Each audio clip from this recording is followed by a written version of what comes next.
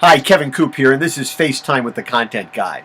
Normally I save my book reviews for Friday, but I think today I want to use this time to recommend to you a new book. It's called The Everything Store, Jeff Bezos and the Age of Amazon. It's by Brad Stone, who's a writer for Bloomberg Businessweek. And basically, my recommendation to you is really simple. Buy it, download it, read it. It is a terrific book. It is absolutely terrific, and it's a wonderful kind of description of the evolution and unfolding of Amazon. Now, it's not like the Walter Isaacson book about Steve Jobs, which was a really intimate kind of biography.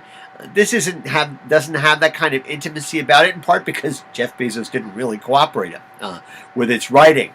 But this guy seems to have talked to an awful lot of people and has a real strong sense of both the place and the time as Amazon as grew from virtually nothing. It's enormously engrossing. And you know, one of the senses you get about Jeff Bezos is he's one of those people that in any room he happens to be in, he's the smartest guy in the room.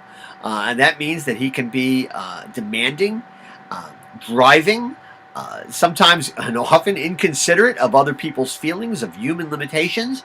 But, you know, I think it raises the question of, if you're going to create a transformational business, if you're going to do something completely new, completely different, do you have to be that kind of person? You read this and you just sort of have to wonder. To me, it's sort of like the Matrix, right? Everybody else sees what's really going on, but the people who really get the Matrix, they see the numbers. They see the unfolding code.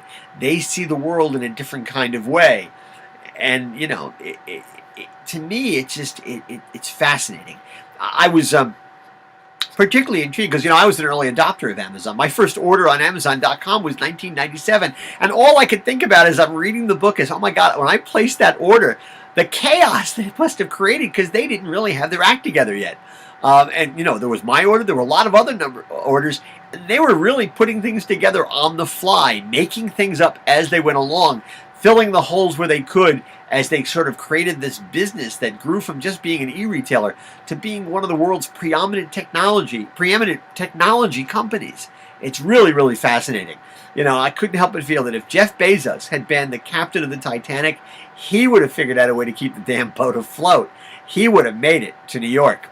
You know, there's been a little bit of controversy about the fact that Jeff Bezos' wife, Mackenzie, you know, she's not really happy with the book. She's actually written a user review on Amazon criticizing it.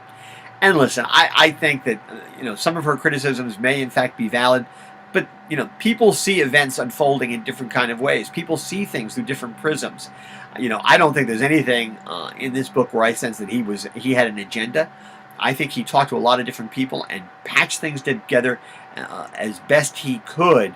And boy, it certainly feels authentic to me, even if some of the specific facts may not be exactly the way they took place, at least in the view of Mackenzie Bezos.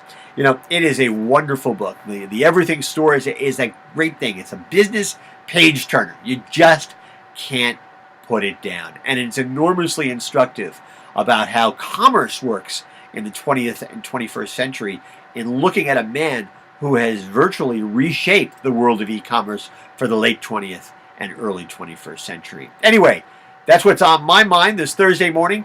Go read this book. And as always, I want to hear what's on your mind.